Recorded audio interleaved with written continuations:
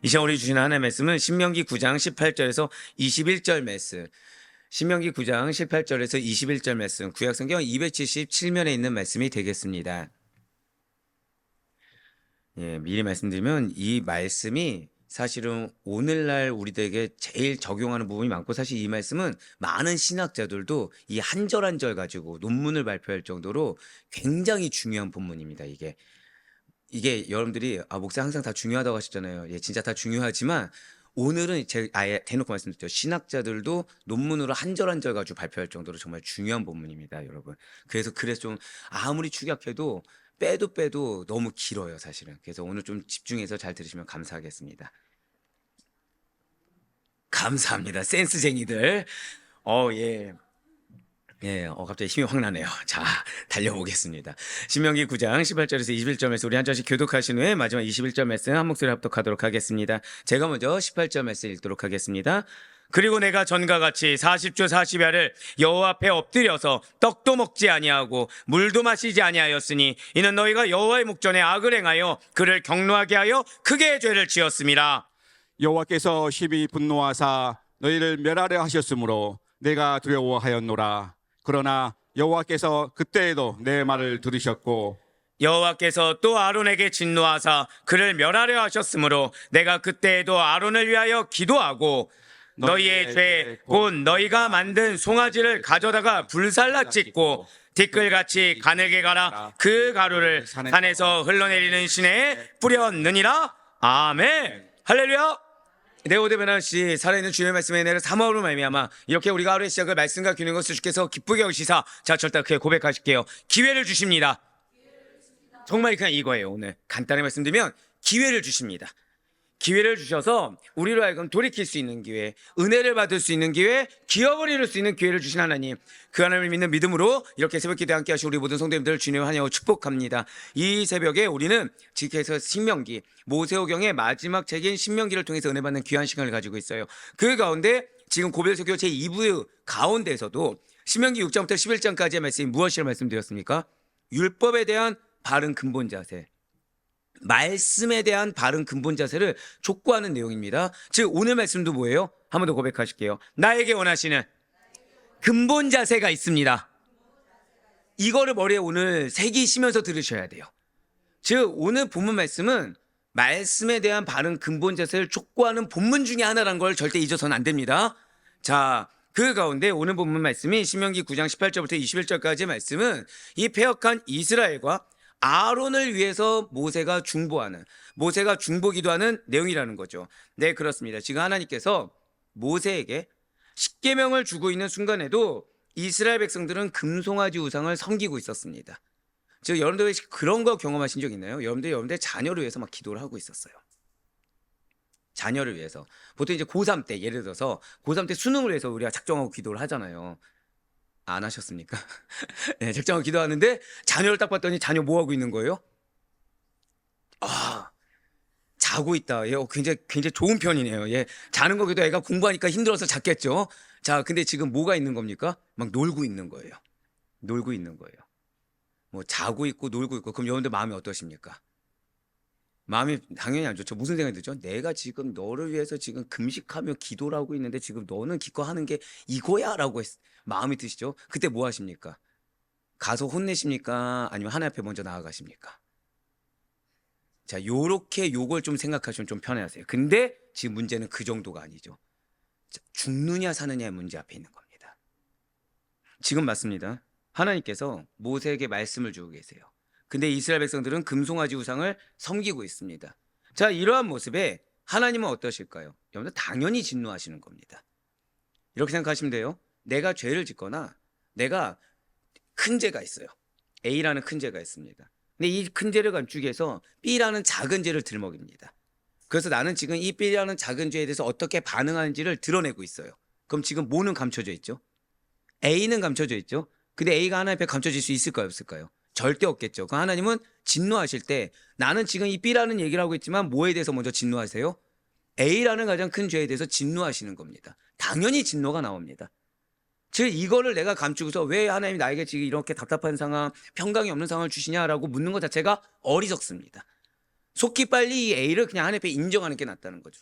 물론 인정하러 나아가는 길에 나는 항변할 것들이 많을 거예요. 이건 하나님의 진노를 감출 수가 없습니다. 진실로 하나님께서는 마찬가지로 이 패역하고 가증한 행위를 한 이스라엘을 의롭게 하시고 정결하게 하시려는 의지를 가지고 계시다는 거예요. 우리는 비록 범죄하지만 오래 참으시는 하나님께서는 지금 다시금 기회를 무엇으로 주길 원하신다고요? 징계라는 걸 통해서 주길 원하신다라는 것입니다. 그렇다면 오늘 본문 말씀을 들어가기 전에 먼저 한 가지 질문을 좀 드려볼게요. 자, 애굽이나 고대 근동에는 하나님만을 섬겼습니까? 다양한 우상들이 있었습니까? 다양한 우상들이 있었죠. 자, 그럼에도 불구하고 지금 이스라엘 백성들은 이러한 다양한 우상이 있다는 걸 알고 있습니까? 모르고 있습니까? 알고 있죠. 알고 있음에도 불구하고 왜 하필이면 금송아지 우상을 만들었던 것입니까? 그것은 시내산 아래에 머물 당시에 이스라엘 백성들은 지금 애굽에서 나온 지 얼마 되지 않았어요. 즉 애굽에서 나온 지 시간이 많이 흐른 것이 아닙니다. 여전히 이들에게 익숙한 것은 하나님의 말씀에 순종한 것보다 뭐에 익숙하죠? 애굽의 우상 숭배에 익숙해져 있다는 거예요. 자, 그렇습니다. 분명 애굽에서는 여러 우상들이 숭배되고 있습니다. 하지만 그 가운데서도 왜 이 송아지냐? 이 송아지 형상은 이스라엘 백성들에게 유난히 매우 친숙하면서도 익숙했다는 것이죠. 자, 여러분들, 이스라엘 백성들이 고센 땅에 머물지 않았습니까? 고센 땅에 얼마나 머물렀죠? 자, 창세기에서 출애굽기 그 사이에 연도가 보통 몇 년도 됩니까? 예, 기대하지 않았어요. 예, 우린 출애굽기를 들은 지 오래됐거든요. 400에서 430년이라고 얘기를 합니다. 그렇죠? 자, 지금 이들은 지금 출애굽해서 광야로 다닌 세월이 400년 됩니까? 아니죠. 그들은 그 이전에 조상 시대 때부터 익숙해오던 문화라는 것이 있었다는 거예요. 지금 이스라엘 백성들이 이전에 머물던 애국 거주지가 어디라고 말씀드렸습니까? 고센 땅이죠. 이 고센 땅이 바로 소 모양의 우상이었던 힘과 풍요의 상징인 황소신 아피스나 다산과 풍요의 상징인 검은 암소신인 무네비스를 섬기던 지역과 멀지 않았다는 거예요. 자, 제가 지금 뭐라 말씀드렸습니까? 소도 어떤 소가 있어요? 황소신과 암소신이 있습니다. 색깔도 황소라고 했으니까 누런 소와 검은 소가 있습니다. 자, 그들을 섬기던 지역과 고센 땅이 밀접했다는 거죠. 이러한 영향을 오랜 시간 동안 받은 이스라엘 백성들인 거예요. 즉 그들은 지금 고백하실게요. 익숙한 과거가 있습니다. 그들도 느끼지 못한 사이에 그들은 소가 아주 익숙합니다. 그들도 경험하지 못한 사이에 소가 아주 익숙합니다. 그런데 지금 그들은 고백하실게요. 고난 가운데 처해 있습니다. 자, 익숙한 과거의 문화가 있어요. 과거의 풍습이 있어요. 근데 지금 고난이 닥친 겁니다. 근데 이 고난이 어떤 고난이냐? 그들은 고백하실게요. 불안한 고난. 예, 고난이 뭐라고요? 불안감을 느끼기 시작했어요. 자, 제가 방금 뭐라 말씀드렸습니까? 고난인데 지금 진짜로 막 물질이 없고 몸이 힘들고 이게 아니라 무슨 고난이라고요? 불안한 고난이 닥쳤어요. 자, 그럼 고난이 실제입니까? 마음의 불안감입니까? 여러분들 이게 우리가 이렇습니다. 이게 지금 그들은 하나님의 사자로서 이스라엘 백성들을 통솔하던 모세가 시내산에 올라가서 오랫동안 내려오지 않으니까 뭘 느꼈다고요? 불안감을 느낍니다. 그래서 눈에 보이지 않는 하나님보다는 눈에 보이는 형상을 만들기를 원했다라는 거예요. 그렇기 때문에 정확히 말씀드리면 지금 자기들이 불안해하는데 내가 이렇게 지금 걱정이 되고 염려가 되는데 정작 모세가 안 보입니다. 하나님도 안 보이기 때문에 만들고자 했다는 거예요.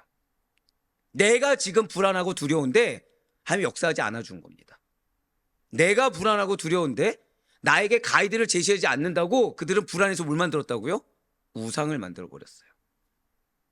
이게 신학적으로 의미가 있습니다. 신학적으로 우리가 우상을 만듭니다. 그 우상이 무엇이냐? 불순종하고 내 멋대로 움직이는 거예요. 그 우상이 무엇이냐? 움직여야 될 때 지금 적극적인 동참을 요구하는데 가만히 꿍에 있어서 있는 거죠. 그냥. 왜요? 나는 불안해 죽겠는데 지금 하나님께서 지금 영적 리더가 나에게 아무런 가이드를 제시하지 않는 겁니다. 나는 불안해 죽겠는데. 그래서 내 행동에 정당성을 부여하는 죄를 범한다는 거예요. 이것이 오늘날에도 이어지고 있다는 거죠. 근데 내 행동에 죄를 부여하는 것이 두 가지 반응이라 말씀드렸습니다. 하나는 무엇이라고요?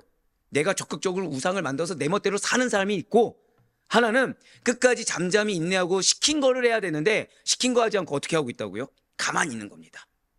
가만히 있는 거예요. 시킨 거 하지 않고 모두에 숨어서 나는 갈 바 모르니 주여 인도하소서라는 거룩한 찬양을 들어대면서 가만히 있는 겁니다. 사실 가만히 있는 겁니까? 아니면 마음속으로 다른 사람들이라는 것을 내가 동조하고 있는 겁니까? 동조하고 있는 거죠. 어제 말씀대로. 그래서 자신들에게 익숙하던 송아지 형상을 만듭니다. 자, 방금 뭐라 말씀드렸죠? 익숙한 행위대로 하는 거예요. 자, 고백하실게요. 우상은 익숙한 것을 따르는 것입니다. 자, 이제 그 앞서 말씀드렸던 두 가지 반응이 뭔지 아시겠죠? 가만히 있는 자는, 멀거니 가만히 있는 자는 그게 익숙한 겁니다. 내 멋대로 움직이는 자는 그렇게 살아오는 것이 익숙한 거예요. 예, 지금 이스라엘 백성들이 그냥 자신들이 애굽에서 있었던 죄된 익숙함을 그대로 따라가고 있습니다. 그러면서 뭐라고 여기다 덧붙입니까? 사실은 내가 익숙한 대로 하는 거에 불과한 건데 이것이 애굽 땅에서 인도해낸 신이시며 장차 자신들을 인도할 신으로 여겨버리고 경배했다는 거죠. 즉 이게 내가 살 길이라는 거예요. 이것만이 내가 살 길이라고 내가 스스로 고백하실게요. 의미를 부여해버립니다. 즉 나는 몰라서 그랬다, 의미를 부여합니다. 나는 이거밖에 내가 살 길인 줄, 내가 이렇게 길을 내가 이걸로 알아서 내가 그랬다고 의미 부여합니다. 실상은 의미를 부여했지만 지금 말씀을 따른 겁니까? 익숙함을 따른 겁니까? 그렇습니다. 지금 그들은 너무 불안해서, 너무 두려워서, 너무 걱정이 돼서, 내가 이렇게 걱정되고 두려운데 하나님은 역사하지 않았다라고 할 수 있겠지만 자신도 모르는 사이에 문제는 뭐죠? 고백하실게요. 말씀이 내려지고 있습니다. 말씀이 내려지는데 그 말씀을 듣는 걸 원했나요? 아니면 내가 지금 내 마음의 두려움을 해소하길 원했나요? 말씀을 듣기를 원한 것이 아니라 두려움을 해소하길 원해서, 그래서 자신들에게 있어서 이전에 익숙하던 이 송아지 형상을 만들어서 섬기던 행동이 나와버렸다는 거예요. 자, 고센 땅에 뭐가 있었다고요? 그 주변에 황소와 검은 암소를 섬기던 그 풍습을 그대로 따라한 겁니다. 그것이 바로 우상 숭배였다는 거죠. 그리고 이러한 생각과 행위는 하나님의 진노를 불러일으키게 충분했다는 거예요. 자, 먼저 신명기 9장 18절의 말씀입니다. 그리고 내가 전과 같이 40주 40야를 여호와 앞에 엎드려서 떡도 먹지 아니하고 물도 마시지 아니하였으니 이는 너희가 여호와의 목전에 악을 행하여 그를 경노하게 하여 크게 죄를 지었습니다. 아멘. 자, 지금 모세는 이전과 같이, 처음으로 한 것이 아니라 이전과 같이, 자, 지금 말씀 들으실 때 지금 이스라엘 백성들이 왜 범죄했다고요? 자기 때문에 범죄했죠. 그래서 무엇을 따랐다고요? 익숙함이라는 단어를 기억하셔야 됩니다. 익숙함. 그러니까 이스라엘 백성들은 역시 마찬가지로 이전의 것을 그대로 가져왔다는 얘기겠죠. 자, 모세도 지금 이전과 같이 40일 밤낮을 땅에 엎드린 채로 금식하며 기도했습니다. 자, 이렇게 모세가 금식 기도를 할 수밖에 없는 이유가 무엇입니까? 고백하실게요. 두려웠기 때문이다. 자, 모세도 두려웠기 때문이에요. 근데 뭐가 두렵습니까?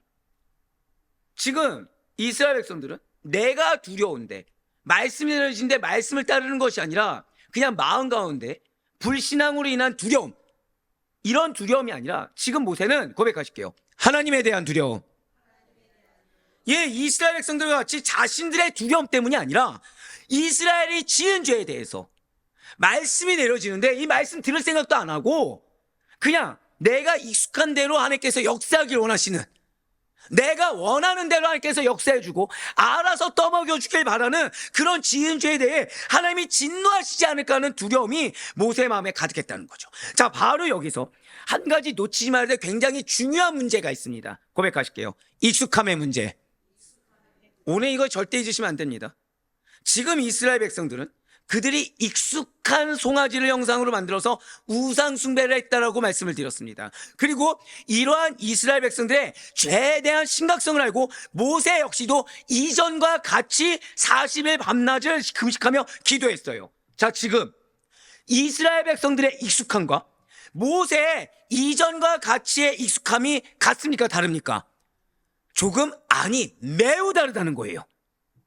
지금 이스라엘은, 한 번 더 고백하실까요? 타성에 젖어 있습니다. 제가 성도님들하고 대화할 때 굉장히 힘들어지고 굉장히 많은 시간을 소요해서 대적 기도할 때가 있습니다. 그것이 무엇이냐? 바로 이거예요. 타성에 젖어서 얘기를 하는데 이게 문제인지 모릅니다. 기업에 대한 약속을 받고 완전히 변화된 각성된 그런 모습을 주님께서 원하시는데 그 원하시는 모습을 난 나아간다고 하면서 이전의 모습을 그대로 끌어들여서 이걸 얘기하는데 모르고 있어요. 모르고 있습니다. 이건 굉장히 심각한 우상숭배죠. 굉장히 심각한 우상숭배라고 말씀드렸어요. 근데 그걸 모르는 거예요. 자, 이때 뭐가 문제가 발생하냐? 잘 들으셔야 됩니다. 지금 이스라엘은 타성에 젖어 있습니다.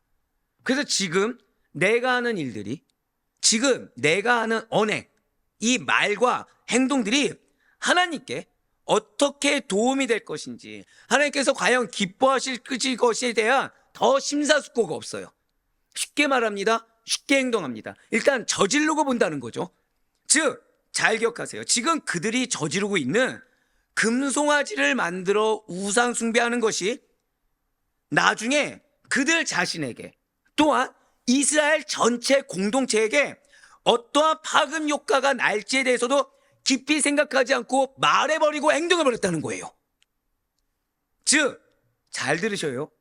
현재 나의 행동이, 현재 나의 말이 어떠한 나비 효과를 불러일으킬 것에 대해서 전혀 생각하지 않고 나의 감정, 나의 생각을 기준으로, 나의 익숙함을 기준으로 짧게 생각, 그러니까 고민했다고 하지만 짧게 생각해서 가장 익숙한 행동을 저질러 버렸다는 것입니다. 이게 많은 신학자들이 오늘날 그리스도인들의 영적 상태의 문제에 대해서 고찰할 때 심각하게 여기는 부분 중에 하나입니다. 즉, 교회가, 하나님의 교회는 분명히 부흥성장합니다. 믿으십니까? 근데 문제는 교회가 교회 내부에서 무너지는 일들이 발생하더라는 거죠. 그게 어디서 발생해요? 고백하실게요. 나에게는 책임이 있습니다. 나에게는 영적 파급력이 있습니다. 그걸 모르고 그냥 내뱉는 거예요. 그걸 모르고 그냥 행동해버리는 거예요. 근데 기준이 무엇이라고요? 익숙함. 과거의 익숙함, 세상 가운데 익숙함, 나에게 익숙함. 왜 사람마다 인간적인 성향이라는 게 있잖아요. 그거에 익숙함대로 그냥 내뱉고 행동해버립니다. 자, 그거에 대해서 그래서 지금 지적을 해요. 그럼 받아들입니까? 불쾌합니까? 불쾌하는 거예요. 불쾌합니다. 그러면서 핑계는 뭐라 해야 되죠? 가정을 위해, 교회를 위해, 그러니까 굉장히 이타적인 모습인 것처럼 얘기를 합니다. 그런데 말씀도 끌어드릴까 안 드릴까요? 말씀도 지금 말씀이 아니라 내가 붙잡고 싶은 말씀을 교묘하게 끌어드립니다. 그래서 아까 앞서 말씀드렸죠. A라는 큰 문제는 언급하지 않아요. B라는 문제를 언급하면서 이 B에 대해서 내가 얼마나 희생하고 거룩하게 나아가는지 얘기합니다. 또 하나, 인간적으로, 세상적으로 내가 얼마나 괴로운 상황인지 그걸 얘기합니다. 자, 뭐가 빠져있죠? 영적인 게 빠져있어요. 뭐가 빠져있죠? 자, 지금 이스라엘 백성들을 위해서 하나님 뭐하고 계시죠? 지금 말씀을 내리고 계시죠. 지금 주는 말씀에 대한 얘기가 없어요.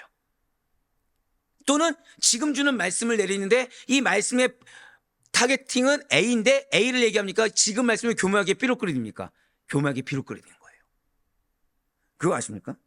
이스라엘 백성들의 항변은 하나님을 잘 섬기기 위해서였습니다. 자, 지금 뭐라 말씀드렸어요? 하나님을 잘 섬기기 위해서 무엇을 끌어당겼다고요? 익숙한 금송아지. 여러분들, 하나님을 섬기는 거는 하나님 원하시는 방향대로 가야 됩니다. 하나님을 섬기는 거는 하나님께서 지금 나에게 원하시는 모습 그대로 가는 게 하나님을 섬기는 거지, 나에게 익숙한 대로 섬기는 것이 아니에요. 내가 원하는 대로 섬기는 것이 아닙니다. 제가 그래서 우리 중직자들에게 항상 부탁드리는 게 있죠. 나는 이런 거를 열심히 그동안 해왔습니다. 내 직업은 이거니까 이렇게 봉사하는 게 좋겠습니다라는 말을 하셔서는 안 됩니다. 그거는 나에게 익숙한 대로 섬기는 겁니다. 그러니까 예를 들어서 계속해서 찬양을 한 10년, 20년 해오셨어요. 그러면은 자, 이분은 평생 찬양을 해야 된다고 나의 사명을 생각할 수 있겠죠? 틀렸습니다. 틀렸어요. 그래서 어제 제가 그 말씀 드렸잖아요. 굉장히 존경할 만한 말씀을 들었다고. 자, 선교사로서 10년이었습니다. 담임 목사로 25년, 30년을 섬겼습니다. 그럼 뭐가 더 익숙하죠? 담임 목사가 더 익숙하죠. 근데 그분은 평생 뭘 놓치지 않고 있어요? 담임 목사로서 누릴 권리를 포기하고 나는 성도이자 선교사로서 모든 권리를 포기한 겁니다. 쉬울까요, 어려울까요? 굉장히 어렵죠. 권리를 포기했으니까. 근데 행복해 하시는 거예요. 부름받은 뜻에 빈곤하게 사는 것이 유익이다. 대형교회 담임 목사님이셨습니다. 그걸 잊지 않는 거예요. 그분은 익숙한 걸 따랐습니까? 사명을 따랐습니까? 그분이 익숙함을 따랐습니까? 지금 주신 말씀을 따랐습니까? 자존심 상해하잖아요. 그래봤자 이 땅 가운데서 내가 그 30년 동안 부름받은 그 뜻에 합당한 거지, 지금 나의 부름받음은 사람들한테 이거 아니고 선교사가 뭐냐, 악어 골짝 빈들이라도 가는 게 선교사 아니냐, 그 고백이었어요. 반드시 잊지 마시길 바래요. 익숙함은 긍정적인 의미로 편안함과 연결시키곤 합니다. 하지만 신앙생활에 있어서의 익숙함이라는 것은 되도록이면 지양해야 되고, 아니 되도록이면 경계해야 되는 게 익숙함입니다. 왜입니까? 왜죠? 자, 여러분과 저는 성령님이 계십니다. 믿으십니까? 우리는 성령의 충만함을 받아 늘 새롭게 부여하는 말씀으로 인해 날로 새로워지는 존재한 사실을 잊지 마시길 바래요. 어제의 은혜가 오늘의 은혜고 어제의 은혜가 내일의 은혜가 되면 절대 안 됩니다. 우리들은 날마다 진리의 말씀으로 변화되고, 여러분들의 신앙은 날로 갱신되어 변형을 이루어야 되는, 매일 성장해야만 되는 그리스도인이라는 거예요. 그러나 지금 이스라엘 백성들은 진부했습니다. 방금 뭐라고 말씀드렸죠? 자, 여기까지 시내산까지 왔는데도, 자, 그들은 출애굽을 했습니까, 안 했습니까? 했는데 그들은 뭘 붙잡고 있었어요? 자신도 모르는 사이에 애굽의 노예 생활, 이걸 그냥 잡고 온 거예요. 자, 그럼 그들은 변화된 존재입니까? 아니면은 여전히 안에는 변화되지 않은 존재입니까? 그러니까 그들 나오는 건 진부한 것밖에 안 나와요. 그들이 나오는 얘기는 과거 얘기밖에 없어요. 그들이 나오는 얘기는 몰라서 그랬다, 그들이 나오는 얘기는 내가 두려워서 그랬다, 핑계거리밖에 없어요. 그들은 익숙함이라는 함정에 빠져서, 자, 여기서 이제 또 하나 문제가 생깁니다. 자, 이들의 지도자가 누구입니까? 모세죠? 여러분들 그걸 아셔야 돼요. 지금 이들은 몰라서 그랬다고 했지만 하나님 앞에 범죄를 했고, 하나님이 세운 주의 종 앞에 범죄를 했습니다. 자, 지금 이게 무슨 말씀이냐? 그들의 익숙함이라는 함정에 빠져서 위대한 지도자가, 그 모세가 얼마나 공을 들여서 40일간 금식 기도함으로 십계명이라는 하나님의 놀라운 말씀을 받고 있는지조차 까먹어버렸어요. 아니, 무시해버렸어요. 자, 말씀이 그냥 내려진 게 아니라 누구 덕분에 내려졌다고요? 모세의 희생으로 내려졌다는 것을 지금 잊고 있었습니다. 왜요? 내가 지금 두렵거든요. 왜요? 내가 지금 마음이 어렵거든요. 그래서 그 말씀과 기업이라는 것이 어떤 대가로 주어진 거라는 사실을 모른 척 해버렸습니다. 그 기회가 지금 모세의 40일간의 금식으로 인해서 주어진 기회라는 사실을 까맣게 잊어버렸어요. 왜요? 내가 너무 중요하거든요. 지금 내 마음이 너무 어렵거든요.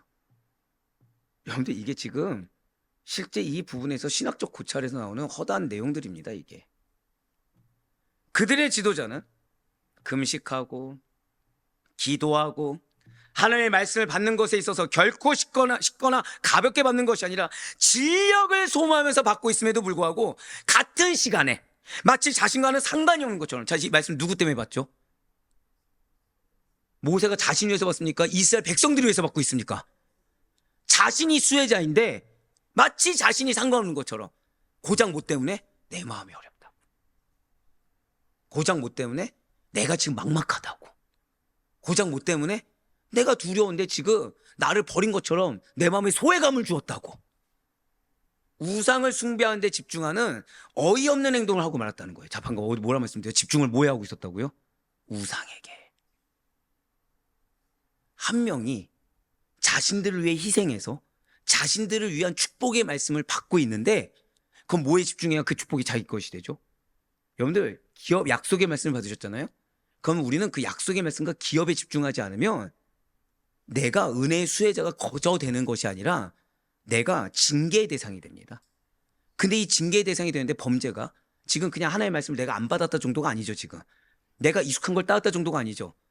지금 희생자, 나를 위해 희생한 자의 공로까지도 내가 무시해버리는, 근데 하필이면 그자가 어떤 자예요? 모세인 거예요. 지금 모세인 거예요. 사랑하는 성도 여러분들, 우리도 마찬가지입니다. 신앙생활함에 있어서 익숙함의 함정에서 벗어나셔야 돼요. 매번 반복되는 행위와 매번 반복되는 이 말, 변명의 말에 만족하거나 거기에 위안을 삼아서는 절대 안 됩니다. 당연하게 나오는 옛 모습, 옛 감정, 옛 행동의 익숙함에 젖어들어서도 안 돼요. 그러니까 내 말과 내 행동이 옛 것에서 익숙하게 나오는 표현과 행동인지를 늘 항상 분별할 수 있어야 됩니다. 자, 지금 모세는 십계명 말씀을 받을 때 금식 기도와, 자, 받기 전에 뭐 했죠? 금식 기도했죠. 여러분들 이거 하셔야 돼요. 제가 사실은 오늘 본문에서야 드디어 깨달았어요. 왜 금식 기도를 하고 지금 또 기도하고 있습니까? 안 하고 있습니까? 또 기도하고 있죠. 왠지 알았어요. 드디어 왠지 알았어요. 죄송합니다. 이거 웃으시면 안 돼요. 저 처절했습니다. 자, 지금 십계명 밖에서 금식 기도하고 올라가서 받았죠. 지금 또 얼마 만에 했죠? 바로 했죠. 지금 80일입니다. 지금 이스라엘 백성들의 죄악 앞에서 금식 기도하는 것에 있어서 지금 모세 주저하지 않았어요. 여러분들 80일이니까 뭔가 다르게 보시죠. 지금 주저하지 않고 바로 납작 엎드렸습니다. 근데 앞에 40일과 뒤에 40일에 있어서 조금 다른 모습을 모세는 또 보여주고 있다는 거예요.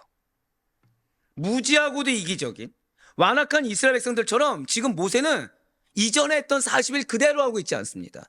타성에 젖어 있지 않아요. 이와 관련된 두 구절 한번 비교해서 보도록 하실게요. 신명기 9장 9절과 신명기 9장 18절의 말씀입니다. 그때 내가 돌판들 곧 여호와께서 너희와 세우신 언약의 돌판들을 받으려고 산에 올라가서, 자, 붉은색으로 40주 40야를 산에 머물며 떡도 먹지 아니하고 물도 마시지 아니하였더니 라고 나와 있습니다. 이게 전이죠. 18절 보세요. 그리고 내가 전과 같이, 동일한 건 뭐예요? 40주 40야를 여호와 앞에, 근데 다른 표현이 있어요. 고백하실까요? 녹색 표현하시겠습니다. 시작. 엎드려서 더 처절해졌어요. 더 간절해졌어요. 누가? 우상 숭배한 자가 아니라, 한번 고백하실게요. 리더는 영적으로 깨어 있어야 합니다. 지금 내가 40일을 금식 기도했는데 어떻게 지금 우상 숭배하고 있어? 화해만 가득 차 있지 않아요. 지금 내가 한 것보다 더 중요한 건 뭐예요? 지금 하나님이 이 모습을 어떻게 보실까? 지금 나에게 이 모습을 왜 보게 하셨을까? 납작 엎드린 거예요. 지금 내가 40일이 허사가 됐다, 이게 중요하지 않습니다. 뭐가 중요해요? 지금 하나님이 나에게 붙여준 양들이 징계받으면 안 되는 거예요. 지금 이 자들을 혼내는 건 둘째고 지금 뭐 해야 되죠? 하나님의 진노부터 풀어야 되는 거예요. 납작 엎드리는 겁니다. 여러분들 솔직히 말씀드릴까요? 내가 나 드러내는 거 있죠? 여유가 있다는 증거용과 더불어서 나 지금 리더로 부름받았는데 나 전혀 지금 깨닫지 못하고 있습니다. 나 지금 말만 리더고 권리 누리고 싶어 하지, 나 지금 리더로서 깨어있고 자각조차가 없습니다. 스스로 증명한 거랑 똑같습니다. 지금 모세는 전과 같이 금식 기도하고 있습니다. 하지만 이제는 엎드려서, 이거 원어로 보시잖아요. 절박하게입니다. 그냥 엎드려서가 아니라 어떻게 해요? 절박하게 기도하고 있습니다.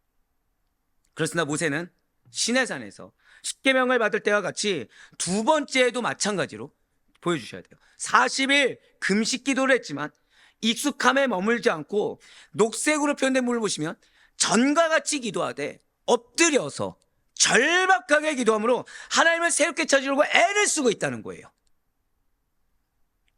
제가 때때로 여러분들한테 숙제를 드릴 때가 있습니다. 근데 기도의 숙제를 드릴 때가 있어요. 기도의 숙제를. 근데 말을 들으시는 분들이 있고 안 들으시는 분들이 있겠죠. 근데 문제는 이제 기도를 할 수밖에 없는 상황이 닥칠 때가 있습니다. 자, 그러면 제가 숙제를 냈을 때 그때 마음으로 기도하면 될까요? 더 절박하게 해야 될까요? 더 절박하게 해야 되는 거예요. 근데 문제가 생깁니다. 여기서. 그러면 이 절박한 상황 가운데 그 마음이 어떤 상태냐? 이전 상태를 가지고 하려고 하는 거예요. 될까요? 안 될까요? 절대 안 되죠. 절대 안 되죠. 그러니까 제가 만약에 한 달 전에 얘기했다. 그럼 이 한 달 전에 마음을 가지고 지금 절박한 상황에서 기도하려고 하면 100점 100패입니다. 그냥 무조건 실패해요. 안 되죠. 더 절박해져야 되죠. 더 피눈물을 쏟아야 되겠죠. 지금 모세가 그렇게 하고 있는 거예요. 이렇게 모세로 하여금 절박하게 엎드려서 기도하게 만든 것은 어떠한 다른 이유가 아닙니다. 이스라엘이 우상 숭배하여 지은 죄의 심각성이라는 거예요. 고백하실까요? 심각성을 인지해야 합니다.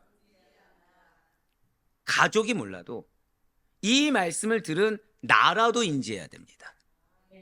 누가 몰라도 영적 리더로 부름받은 나라도 인지해서 절박해져야 되는 것입니다. 모세의 두 번째 40일 금식 기도는 그냥 이전에 내가 이렇게 했으니까 이번에도 그냥 한다라는 식의 기계적인 반복이 아니에요. 오히려 그는 동일한 방법인 금식과 기도를 택한 것이 맞습니다. 왠지 아세요? 이거 이상의 방법이 없었기 때문이에요. 제가 이번에 더 지금 밥을 먹지 못하고 기도하고 있습니다라고 했을 때 왜라고 물으시는 분들이 있더라고요. 솔직히 말씀드릴까요? 제가 금식 기도할 때는 여러분들 같이 혹시 내 문제가 뭔가를 발견하셔야 됩니다. 제가 담임 목사잖아요. 전 식탐이 있다고 말씀드렸어요. 근데 금식 기도를 왜 할까요? 그거 이상의 방법을 저는 받은 적이 없기 때문이에요. 근데 그걸 왜 합니까? 영적으로 위기라는 게 체감되니까 하는 겁니다. 근데 제가 이렇게 하면은 여러분들 어떠십니까? 죄송하지만 의뢰하시는 것 또 하나 보다. 절대 아닙니다, 여러분. 절대 아닙니다. 여기서 누가 문제지? 이걸 찾으려고 하는 것 자체가 내가 문제라는 걸 증명하는 겁니다. 지금 그는 동일한 방법인 금식과 기도를 택한 것이 맞아요. 하지만 그 동기는 지금 나에게 붙여준 양들, 이 백성들의 심각한 우상숭배의 죄 앞에서 하나님께 진정한 용서와 자비를 구하는 절박함이었습니다. 그렇습니다. 지금 모세는 진정성 있게 정말 절박하게 깨어있는 자의 중보가 무엇인지를 보여주는 고백하실까요? 나는 영적 모범을 보여야 합니다. 분명 모세는 같은 방식의 금식 기도를 했지만 그래서 그 마음은 매번 새로웠고 그럼으로 인해서 하나님과의 관계도 계속해서 더 깊어지고 있다는 거예요. 사랑하는 성도 여러분들, 신앙의 익숙함, 그 익숙함이라는 함정을 반드시 벗어나야 됩니다. 그건 신앙의 익숙함도 아니에요. 우상의 익숙함입니다. 죄송하지만 나는 신앙이라고 생각했지만 사실은 우상인 거죠. 그러기 위해서는 반드시 진정성 있게 주님께 절박하게 나아가야 됩니다. 내가 중요합니까? 지금 주님을 만나는 게 중요합니까? 주님을 만나는 게 중요해요. 지금 내 상황, 내 육신이 중요합니까? 아니면 지금 주님을 만나야 되는 겁니까? 그 절박함이 있어야 된다는 거예요. 제가 제일 속상한 것은 환경이 주님을 만나지 않으면 안 되는 상황인데 이전과 동일하게 하는 거예요. 내가 기준돼서 이만큼 갈 수 있는 만큼만 가는 거예요. 거기서 나는 깨달았다는 거예요. 나는 만나고 있다는 거예요. 착각입니다. 죄송하지만 진짜 착각입니다. 내가 지금 이 상황의 절박함을 내가 온전히 체감하지 못하고 느끼지 못하는데 어떻게 이전에 만났던 것처럼 이전보다 한 10% 더 깨달은 것도 그거 가지고 어떻게 깨달았다고 합니까? 다르다니까요. 익숙함을 기반으로 약간 변형된 것과 익숙함을 버리고 각성해서, 그래서 어제 그저께 뭐라 말씀드렸죠? 각성해야 된다. 각성해서 새로운 마음 파는 이 표현 자체가 다릅니다. 자세가 달라요. 자세가. 그거 아십니까? 대화해보면 티가 납니다. 또 이 말씀 드렸다고 해서 어떤 분들처럼 입술을 닫고 있습니다. 큰일 날 얘기죠, 진짜. 죄를 숨기겠다는 얘기랑 뭐랑 또 차이가 있습니까? 그 입술 닫는다고 해서 얼굴 표에서 드러나지 않습니까? 다 드러나지. 지금 모세는요, 신앙의 익숙함, 모세야말로 익숙함이 나올 수 있겠죠. 처절하게 버렸어요. 이유는 지금 나에게 맡겨준 양, 그러니까 우리 따지면 가정이 정말 변해야 되기 때문에, 내 문제가 해결돼야 되기 때문에 당사자가 못한다고 하더라도 리더가 먼저 깨어서 기도하는 거. 당사자가 전혀 무지하다고 하더라도 뭐가 문제인지도 모르고 그냥 원망 섞인 표정으로, 지금 방금 뭐라 말씀드렸어요? 모세를 어떻게 봤다고요? 원망 섞인 표정으로. 기껏 어렵게 받으면 돌파을 왜 깨가지고 지금 왜 금식 기도한다고 우리 부담감을 주고 난리야. 이거였습니다. 진짜로. 근데 지금 모세는 그런 성도들, 백성들의 반응이 중요하지 않죠. 왜요? 하나님의 진노를 받는 것보다 얘네들이 나를 지금 어떻게 대하든 나라도 납작 엎드려서 일단 살리고 봐야 되는 거예요. 맞습니다. 익숙함에서 벗어나기 위해서는 사람을 의식하지 않는 용기가 필요합니다. 방금 뭐를 말씀드렸어요? 사람을 의식하지 않는, 즉 자존심을 버리는 용기가 필요합니다. 변화에는 두려움이 따르는 게 맞아요. 그렇지만 그 두려움을 이겨내는 용기가 있어야 새로운 신앙의 성장, 새로운 신앙의 열매를 경험할 수가 있는 것입니다. 그러한 용기에 믿음을 더하는 거예요. 즉 내가 지금 용기도 못 내고 가만히 멀거니 있다? 믿음 없습니다. 죄송하지만 믿음이 없는 거예요. 그거는 그냥 익숙함을 따르는 겁니다. 내가 익숙한 모습이 뭔 거예요? 멀거니 가만히 있어서 알아서 떠먹여주는 거, 이게 익숙한 겁니다. 하나님께서 나와 함께 하신다. 아멘이십니까? 그 믿음으로 새로운 결단과 더불어서 정말 자기 부인된 도전의 발걸음을 내딜 수 있는 우리 모두가 되길 간절히 소망합니다. 자신을 새롭게 하려고 한다면 정말 새로운 인생, 정말 각성된 변화된 이전 내가 경험하지 못한 그러한 삶을 경험하기를 원한다고 한다면 익숙한 나를 매몰차게 거절하고 매몰차게 밀어내는 결단이 필요합니다.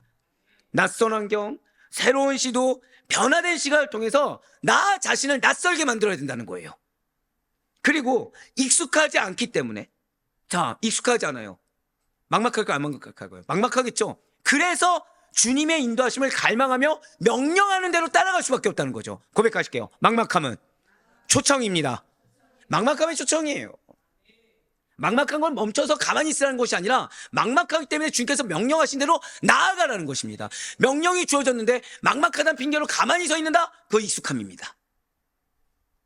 바로 이러한 과정에서 신앙의 깊이와 폭이 확장되는 거예요. 이러한 과정을 통해서 주님께서 주시는 기업을 이룰 수가 있는 겁니다. 즉 이러한 과정 겪지 않고 익숙한 가운데 아까 말씀드렸던 그런 예를 통해서 기업을 이룬다? 착각입니다. 절대 못 이룹니다. 그리스도인들도 반복되는 신앙행위, 예를 들어서 나는 기도 하루에 1시간에 예배, 금식 등을 그렇게 막 형식적으로 하지 않고 매번 새롭게 하나님을 찾고 깊이 만나는 태도를 가져야만 익숙함의 함정에서 벗어날 수 있다는 것을 절대 잊지 마시기 바라요. 어제와 오늘 달라져야 됩니다. 오늘과 내일이 달라져야 돼요.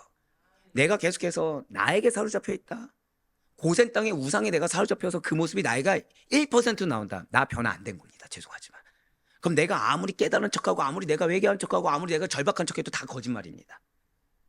주님께서 알아서 역사해 주길 바라는 도둑놈 심보로 있는 거랑 똑같아요.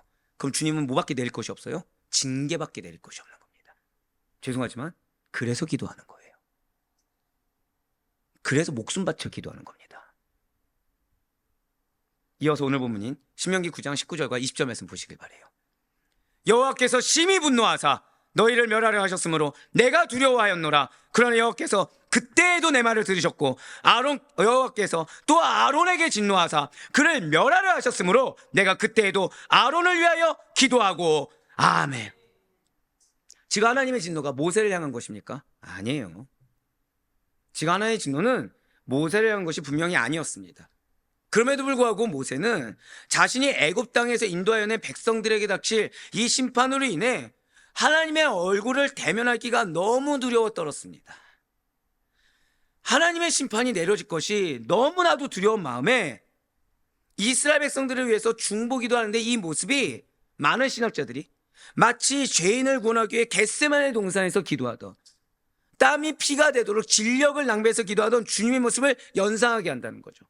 예, 정말 처절해요. 지금 진실로 하나님께서 예수님의 처절한 기도에 응답하신 것처럼 모세의 말만이 아니라 그 모세의 희생하는 자체에 주의를 기울이시며 받아주시고 위로해 주셨습니다. 그리고 모세는 아론을 위해서도 기도합니다. 왜냐하면 하나님의 진노의 대상이 비단 이스라엘 백성들뿐만 아니라 아론에게 있었기 때문이라는 거예요. 맞아요. 어쩌면 여러분들의 가정이 많은 문제를 안고 있을 수도 있습니다. 근데 우리가 착각하지 말아야 될 거는 그 가정에 문제가 있다고 해서 내가 희생양이라는 생각을 하시면 안 돼요. 왠지 아십니까? 여러분들 가운데 내 가정에서 나는 항상 좋은 신앙의 분이다 있으십니까? 나는 쓴뿌리가 된 적이 한 번도 없다 있으십니까? 없죠. 실수란 걸 합니다. 그렇죠? 인간적이고 나도 모르게 죄라는 걸 짓습니다. 그럼 진노는 누구에게도 향한지 아세요? 영적 리더로 세운 여러분들에게도 향하는 거예요. 근데 사단이 어떻게 유혹하죠? 너의 배우자 때문에 너가 희생양이야. 너희 자녀 때문에 너희가 희생양이야. 너가 그런 부모 때문에 희생양이야. 그런 형제자매 때문에 희생양이라고 착각하게 만드는 거예요. 아니에요. 지금 아론은 백성들에게 떠밀려서 금송아지를 만들었죠. 근데 하나님은 뭐라는 거예요? 네 책임이 크다. 맞습니다. 아론은 우상을 요구한 이스라엘 백성들을 대제사장으로서 책망했어야 됩니다. 사람의 눈치, 환경의 눈치를 봐서는 안 됐어요. 분별해서 책망했어야 됩니다.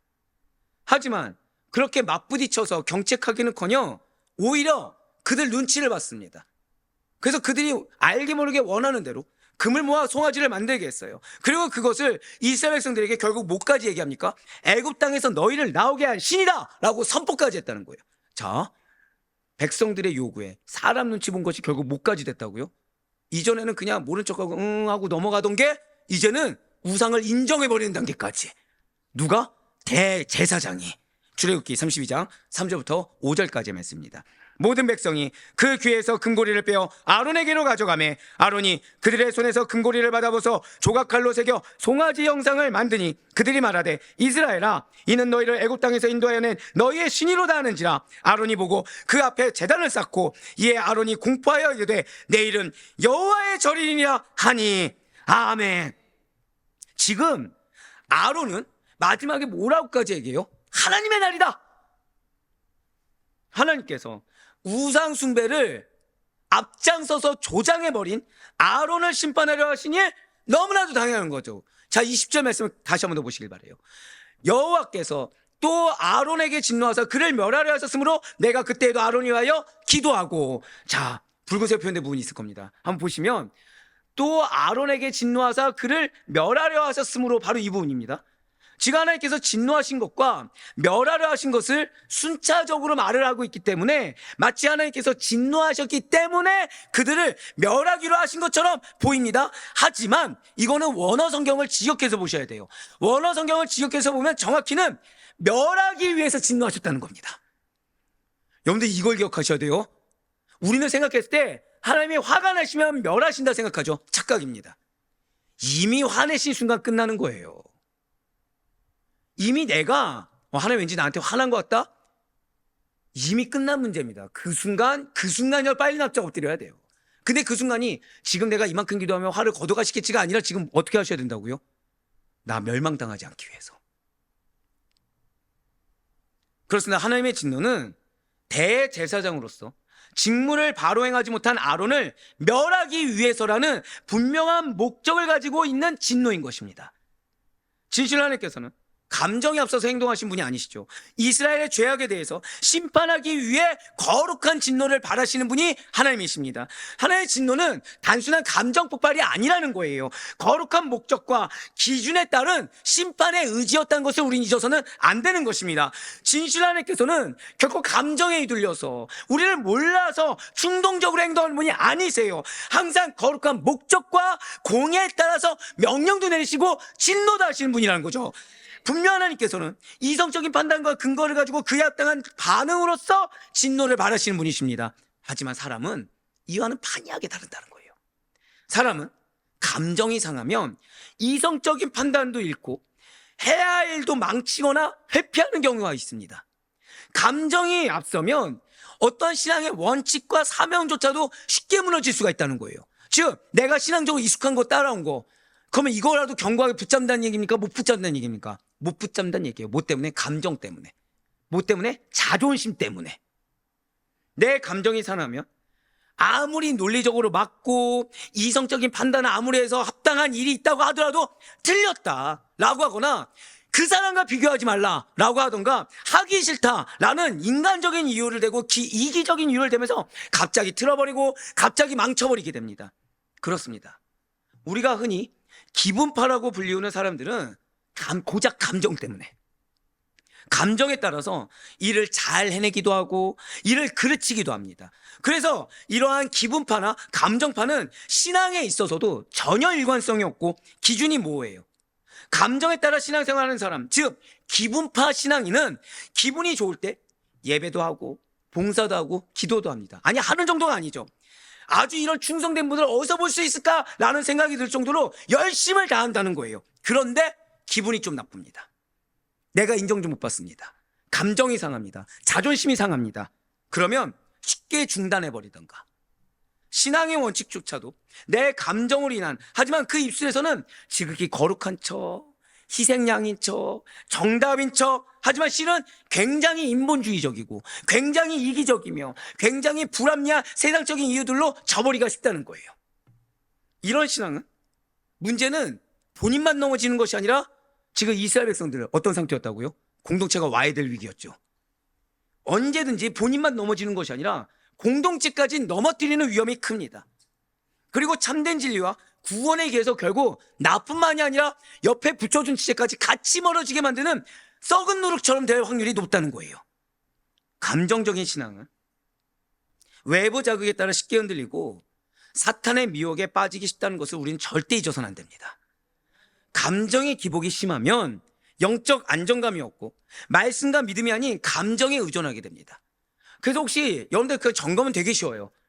여러분들이 기대했던 바가 이루어지지 않았을 때 여러분들의 삶이 어떤지, 또한 여러분들이 생각하지 못한 어떤 환경이나 대우를 받았을 때 내가 나에게 주어진 임무를 그냥 잘하는지 아니면 거기에 대해서 내려놓거나 갑자기 뭔가 불편이 나오던가 어떤 모습이 있는지를 분별하시면 됩니다. 이거는 감정적으로 뭐 업앤다운이 심한 사람 이런 얘기를 하는 것이 아니에요. 기분파 신앙인은 어떤 인간적인 일 앞에서 증명됩니다. 어떤 세상적인 일 앞에서 증명됩니다. 물론 감정은 하나님께서 주신 것이 맞아요. 그 가운데 표현되는 어떠한 신앙의 열정, 사랑, 감사, 애통, 기쁨 등은 모두 건강한 신앙의 주요와 요소인 것이 맞습니다. 하지만 그렇다고 해서 감정이 신앙의 주인이 되어서는 결코 안 됩니다.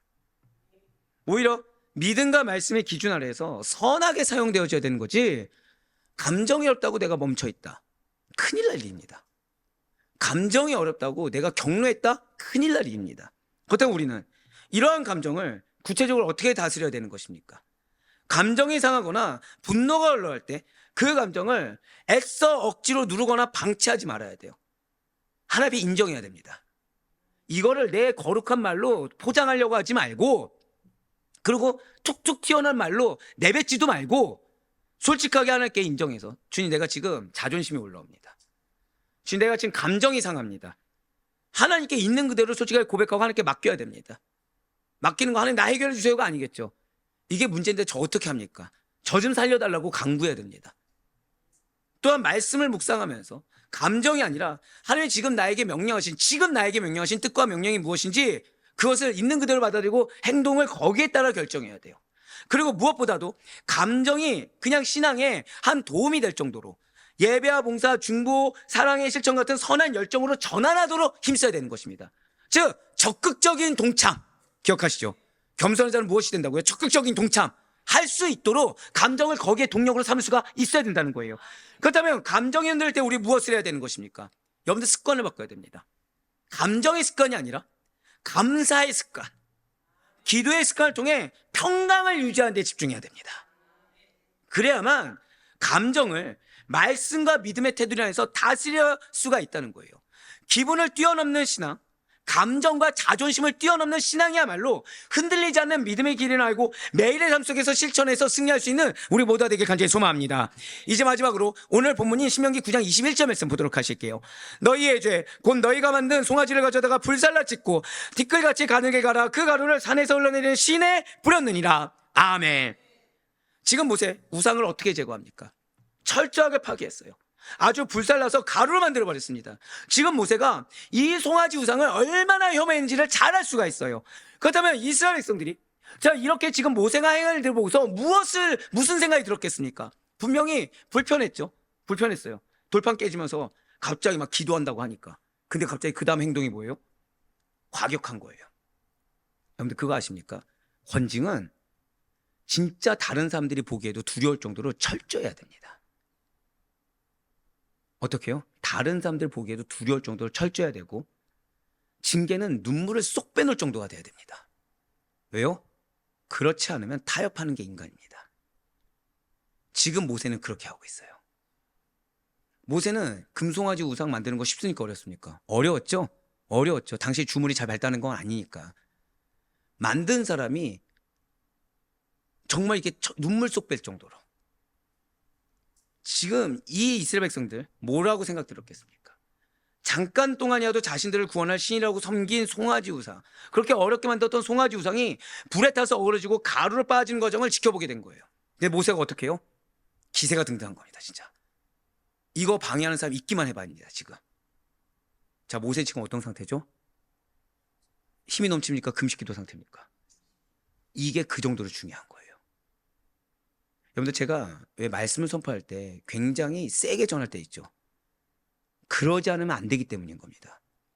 미리 말씀드리면 그럼 전 집에 가서 저희 와이프가 몸을 주무르고 난리도 아닙니다. 근데 이렇게 생각하셔야 돼요. 죄송합니다. 팔이 반 몸이 왜 이렇게까지 전할까를 생각해야 되는 거지. 불편해. 내 마음도 힘들어 죽겠는데 내가 지금 이런 쓴소리를 들어야 돼? 이런 마음 큰일 날 마음입니다. 지금 모세가 40주야를 금식기도 하고서 힘도 없는 사람이 저거를 지금 빻았어요. 부셨어요. 어떻게 이렇게까지 하겠습니까? 왜 했겠습니까? 우상이라는 것이 얼마나 무노하고 헛된 것인가. 다시는 우상 만들 생각조차도 못하게 하기 위해서 희생한 것입니다. 그런데 지금 붉은색 표현된 물을 보시고 해요. 그 가루를 산에서 내는 시내에 뿌렸느니라 라고 나와 있습니다. 그렇으나 분명 금송아지 우상은 단순히 깨 부수고 불사르고 그것만 해도 이미 형체가 없어지고 볼품사나운 몰골이 되었을 터인데도 불구하고 거기서 멈추지 않습니다. 찍고 갈아서 그 가루마저 시내가에 뿌려서 흘러가게 만들었어요. 마치 처음부터 금송아지 같은 것은 없었다고 해도 좋을 만큼 흔적조차 남기지 않았던 것입니다. 과연 이러한 모세 행위를 보면서 이스라엘 백성들은 또 무슨 생각이 들었겠습니까? 지금 이렇게 철저하게 파괴될 만큼 이 과거에 익숙한 것이 엄청 악한 것이고, 또한 그런 것을 나도 모르게 인정하고 만들어 섬긴 내 죄가 얼마나 큰 것인지를 생각하게 됐다는 거예요. 금송아지 부순 가루를 어떻게 했죠? 흐르는 물에 뿌리고 그 물을 어떻게 합니까? 이스라엘 백성들로 하여금 마시게 했습니다. 모세가. 이거 굉장히 자존심 상하는 일입니다. 근데 지금 마시는 사람의 자존심을 생각한 것이 아니라 고백하실게요. 죄를 끊기를 원했다. 예, 지금 자존심 문제가 아니죠. 죄악을 끊어야지 기회를 받죠. 맞습니다. 이스라엘 백성들 스스로가 그 익숙함에서 나오는 죄악이 얼마나 큰지 자신의 잘못을 깨닫고 완전히 근절시키길 원했다는 거예요. 이렇게 모세가 산에서 이어지는 시냇물에 송아지 우상을 불살라 찌은 가루를 집어 던진 것은 하나님으로부터 죄악을 멀리 흘려 보낸다라는 신학적인 상징적 의미를 지니고 있습니다. 더욱이 고여있는 물이 아니죠. 흘러내려가는 물입니다. 그렇기 때문에 이것은 우상 숭배의 죄가 다시는 이스라엘 백성들에게 돌아올 수 없다는 것을 나타냅니다. 예, 맞아요. 지금 모세는 일부러 이렇게 하고 있습니다. 왜요? 이스라엘을 범죄하게 만든 그 익숙함, 과거의 습성, 죄악, 금송아지 우상을 제거함으로 고백하실게요. 하나님의 징계를 막고자 하였습니다. 하나님의 징계를 막고자 한 거예요. 근데 아둔한 이스라엘 백성들은 원망했죠. 불편해했죠. 서러워했죠. 그냥 멀거니 있죠. 만약에 그 금송아지가 그대로 있었다. 너희가 고생해서 노력했는데 그래, 이거는 그냥 보면서 우리가 죄를 회개하자, 타협을 했다고 생각해 보시길 바래요. 만일 그랬다면 이스라엘 백성들의 죄악은 멈추지 않고 계속되었을 것입니다. 왜요? 익숙함은 숨 쉬는 동안에도 나옵니다. 문제는 이 익숙함이 기회를 저버리게 됐어요. 그러면 회개하고 받아들일까요? 슬픔의 일을 갈까요? 슬픔의 일을 가는 게 100이면 100 슬픔의 일을 갑니다. 그러면 문제는 그 다음이죠. 그 다음에 대기하고 있는 게 뭐예요? 하나님의 무서운 징계인 거예요. 그렇습니다. 지금 모세는 하나님의 진노와 징계의 원인이었던 금송아지 우상을 사람의 눈치가 아니라 오직 코람대요 하나님을 바라봄으로 제거함으로 말미암아 이 같은 하나님의 무서운 징계를 막을 수가 있었다는 거예요. 바로 이것입니다. 범죄하여 징계를 당할 때 참된 회개가 필요합니다. 앞에 있는 사람이 정신을 못 차리잖아요. 나라도 대신 처절하게 절박하게 회개할 수 있어야 됩니다. 하지만 거기서 멈추면 안 된다는 거예요. 그와 함께 징계의 원이 되는 죄악을 반드시 제거해야 됩니다. 말로 때우지 말라는 거예요. 그냥 겉으로 보이는 외식적인 행동으로 끝나지 말라는 겁니다. 제거해야 돼요. 그래서 예수님께서 이렇게 말씀하신 거예요. 마태복음 5장 30절 말씀입니다. 또한 만일 내 오른손이 너를 실족하게 하거든 찍어내어 버리라. 내 백체 중 하나가 없어지고 온몸이 지옥에 던져지지 않는 것이 유익하니라. 아멘. 그렇습니다. 저는 죄송하지만 그렇게 생각합니다. 지금 여러분들이 저를 원망하는 게 나아요. 근데 제가 만약에 타협하잖아요. 기업을 못 받잖아요. 그 다음에 슬프면 일을 갑니다. 그럼 그때도 원망할까 안 할까요? 원망하죠. 근데 지금 차라리 저를 원망하고 저한테 깨어지고 말씀 가운데 깨어져서 돌이키시잖아요. 그럼 기업은 여러분들의 것입니다.